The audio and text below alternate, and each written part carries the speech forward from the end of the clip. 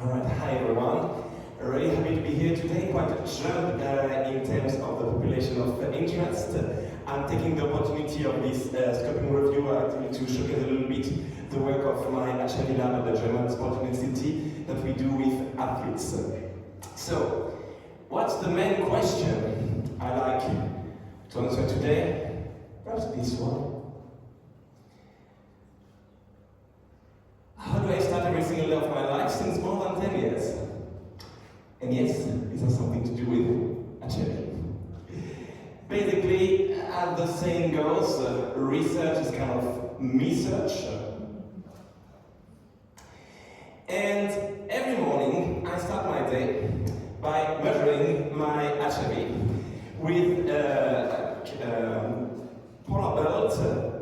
I wear that on my pocket as well, so if you want to do this as well.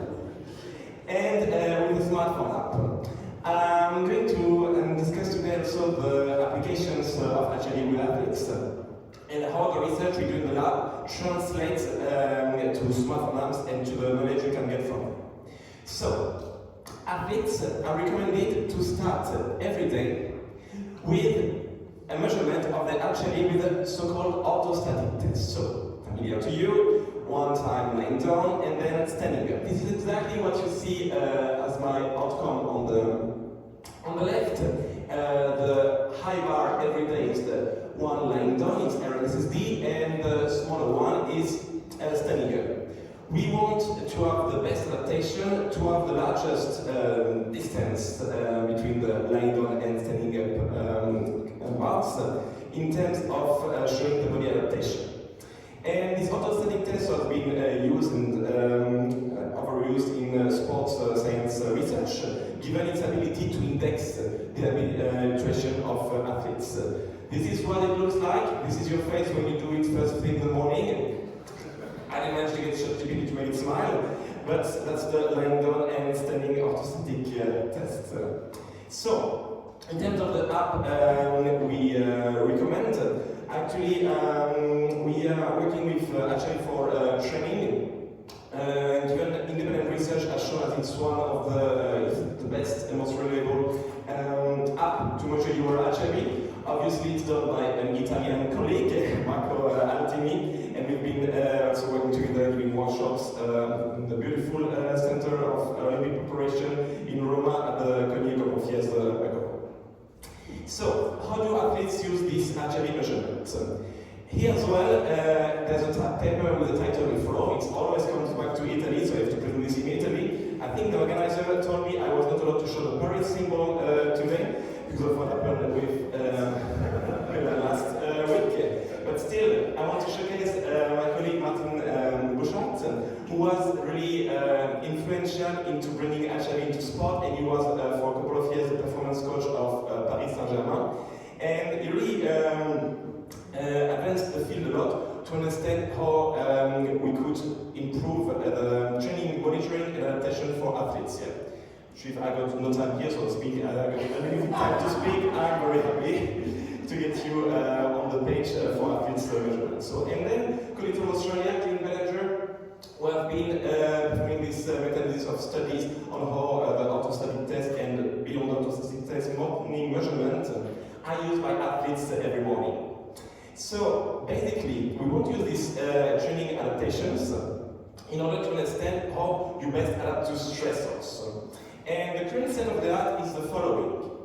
In order to monitor your training plan, you can use HRV, like to monitor the training load, and you are also able to measure subjective psychological data. And the purpose of my talk is to showcase the combination of those variables and to ask ourselves if those are actually independent from each other, so do we need both, or actually will it be enough to just measure HRV, or to just measure the psychological variable perhaps. And I wanted to illustrate this with my own data. I'm permanently doing an experiment with myself. And for you to understand what athletes have to answer every morning when they assess the HRV, actually they want to contextualize this number with some questions. For example, here you see what I have to answer every morning. So questioning single items about sleep, about training, about physical condition, about fatigue, muscle soreness, and so on and so on. So this gives you an idea of the type of variables that are questioned every day for athletes. And based on this data, we want to understand, is that all a correlation with HRV, or are we just collecting additional information that help us put HRV into context? So we'll go first on the HRV thing. I guess quite familiar to you. But what I want to point out with HRV and to understand why we need this context information, I like to take the metaphor of HRV being like the Rosetta Stone. So the Rosetta Stone is this stone from ancient Egypt that helps us to understand the hieroglyphs. And I like to take this metaphor for HRV because with HRV we do get also to know a couple of phenomena such as cognition, emotion, health, physical fitness, and self-regulation. But wait a minute. If HRV can tell me all of that, so if one number can tell me all of that, this means that I will need some context information to get to better understand my Rosetta Stone metaphor. By the way, if you want to see the metaphor, the Rosetta Stone is currently at the British Museum in London, so we have some British colleagues here that can take the next picture of the Rosetta Stone. And just to continue the history of artificial variability, I couldn't cite only England, so I had to come back to France, and here I'm just pointing the paper from Julia about Claude Bernard, very inspirational to me as well. This bidirectional connection between the heart and the brain. And this, you can still see some of it in Paris. If you go to Collège de France in Paris, which is not so far from Notre Dame, I actually started to organize a tour about HRV in Paris. I got my first Italian tourist going there. I have to work a little bit more on my marketing to it more, but that's a start. And then connecting HRV to self-reported subjective variables. Here, there are many of these variables that athletes document on an everyday basis. So basically, general fatigue, muscle fatigue, stress, motivation, anxiety, sleep quality. And all of this will be necessary to us to be able to understand the meaning of HRV for athletes. So they use this to control for overtraining and also to prevent burnout. And to illustrate this, I've been doing an experiment here in Erice for you. So, this is my daily HRV measurement until today. So, see, real life data, the last one taking 3 hours ago. So, to understand what happened on the 9th, I go step by step. We first need to understand what happened the day before. So, the day before it was Sunday, on the 8th. I was traveling, like most of you. And then after traveling, obviously, I went for my first training in Erice. And then in the evening, perhaps like a couple of you, I went socializing. And yes, socializing involved a couple of beverages. The last one, I don't know what it is, but it was not water. And then we are wondering what effect it had on my HRV measured on the next morning. So on Monday morning, yesterday morning. Well, it goes, yes. And we want to understand what's the most impactful stressor was, so I decided to repeat the experiment yesterday. I just cut off the alcohol, and then, wow. So this actually showcases what athletes can measure every day, and then try to understand the effects of different parameters on their HRV. So now, getting into the scoping review itself, we wanted to understand the connection between HRV and the subjective variables. So the paper is currently under revision. We have been following the PRISMA guidelines, and we'll go a bit faster on these ones. So the last update following the revision last month, we have this is our extraction table that I can briefly show you. Big table where we collected all the information, basically. And coming to the results, we found out in total 15 studies that combined HRV and subjective variables. We focused on individual sports in order not to get confounding variables from team sports. Based on this, you see this beautiful flourished diagram. I will come to an expansion in the next slide. But basically, the first thing we wanted to know was how frequently athletes were measuring their HRV. The current gold standard recommendation is to do it on an everyday basis, to really get your personal baseline. And here, to comment on this correlation table, basically, short message, no significant pattern image. So sometimes we got variables positively or negatively connected, but most of the time also with no connection. And the take-home message of this, and I will come to the discussion, is basically that to understand the connection of HRV and subjective variables, you will need to get this context information. That just taking one or the others doesn't give you the full story, but you have to take into account both. And I think that's actually a good message. That's what I'm summarizing here in the discussion. That's a good message for us. We need to take into account our physiology, and we need to take into account how we feel as well about our physiological state. And these two types of information give us additional knowledge in order to be able to understand basically how we adapt as an athlete to different training stimuli. And this will also help to better understand how I can use my HRV information to drive my training. A big issue in the studies was the heterogeneity in the different kind of measurements in terms of measurement time, measurement position, and so on. So this is definitely something that future studies will have to address. So future direction is basically the recommendation to integrate these different physiological data to understand training workloads. So we talk about the integration of systematic monitoring, like training load, and then to consider different types of biometric assessment, fatigue detection, and also recovery strategy, nutrition, sleep hygiene. So the message that you see here is basically the recommendation for athletes to go beyond like a single marker like HRV could be. It is important, but it's not the full story, and we need to add information to it. And I will finish as a future direction to showcase also some of my lab work about the techniques to improve your HRV. So when you are in the red zone of your HRV, so like really low vagal activation, the question is what you can do to enhance this vagal activation. So basically, we've been working on several of these interventions. The first one is actually not one I would need to recommend to athletes, it's basically one I would recommend to sedentary population, and we already got quite some evidence saying that doing physical activity is one of the first moves, you have to go, to improve your vagal activity. The next one would be one we have worked extensively with Carla Alfonso with also in the talk of Friday yesterday evening in the last one. And here as well, we can say that among all the techniques based on the meta-analysis we conducted, we found that it was the most effective. So we explained that length with her in the narrative review 3 years ago, and then that was combined also to a large meta-analysis with 223 studies. So if I compare the effect sizes of this meta-analysis with all the next ones I will show you, this was the largest one. So basically the first go to enhance your vagal.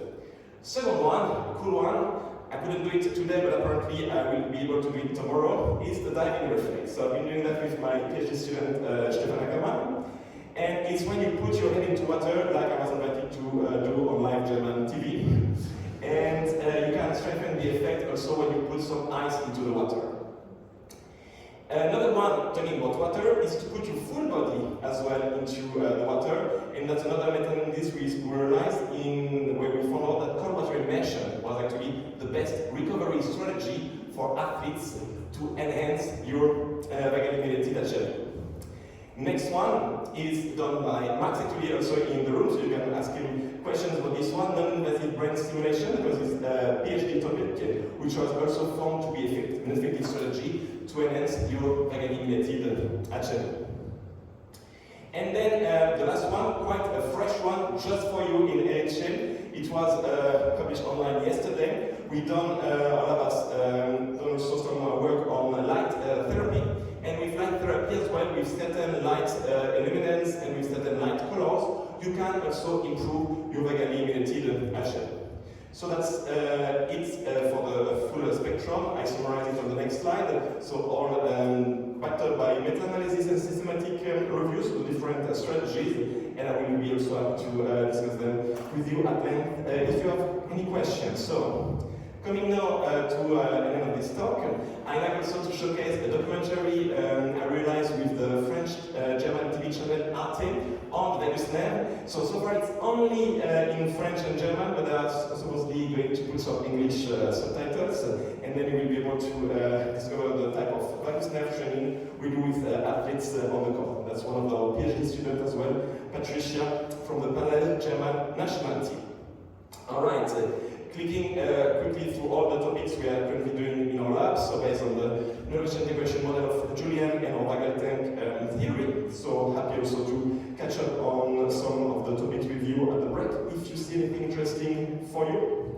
And then I'm reaching the end of my talk with this final slide. Thank you very much for your attention, and happy to receive your questions.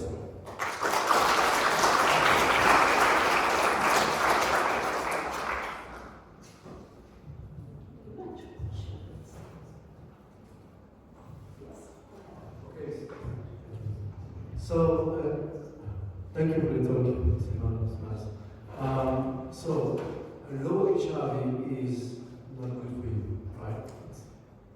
For athletes, I would always contextualize this, because like a low HRV, if it comes a day after like intense training session, it's completely normal. It just shows that your body needs time to adapt. So for athletes, it's normal to go through phases of low HRV that will then rebound to a higher HRV. Okay, so on the other hand, is too much HRV, so too much variability also a bad thing? Or is it, is this like an inverted U curve like we saw with corticosteroid and stuff like that? Or I'd like to know what you think. That's a very good question, and actually here the timing will be very important, because if you show up at competition and right before the competition with a too high HRV, then it will mean that perhaps you will lack of energy when entering the field. It's perhaps not what you want. So you will lack, for example, if you're doing some slow-paced breathing exercises to calm your legs before the competition, you like to have some distance with the start of the competition to warm you up again afterwards. And if we talk about the morning measurement, we also have to mention the phenomena of parasympathetic saturation. So it's like a ceiling effect for heavily trained endurance athletes, that at some point, even if you add stimuli to enhance your vagal activity, your HRV will not go higher. It's called the parasympathetic saturation. And therefore, we always have to put this HRV information into context based on the training and based on the other factors that are presented today. A very good question. Okay, thank you very much. That's very nice, really enthusiastic. So you mentioned overtraining. That is quite a complex concept, because it's very difficult to define. There is no real consensus even in the literature, but it's something that it's very intriguing me. So, and you said that how do you define and how would you try to monitor overtraining, in the sense, I expect maybe that there could be just even showing the effect of orthostatic challenge, that maybe there is a sort of reduction in the response. So maybe this could be. Is that what you are considering when you talk about monitoring of training? Exactly, and that's a very good question, because of high relevance for athletes. What we put as overtraining as indexed by HRV will be repeated suppressed HRV in the morning. So like one morning having a suppressed HRV after high training is actually completely normal, so no sign of alarm. But if you see this pattern repeated day after day, and with, as you said, a reduction between the difference in the lying down and standing up position, this is the alarm sign. And then this is where you start to think, okay, if I add further training onto that, that's probably not going to be so beneficial for my performance state. So this is where I will need either to get a complete rest or to do part of the techniques that I mentioned to help you basically recover at the parasympathetic level.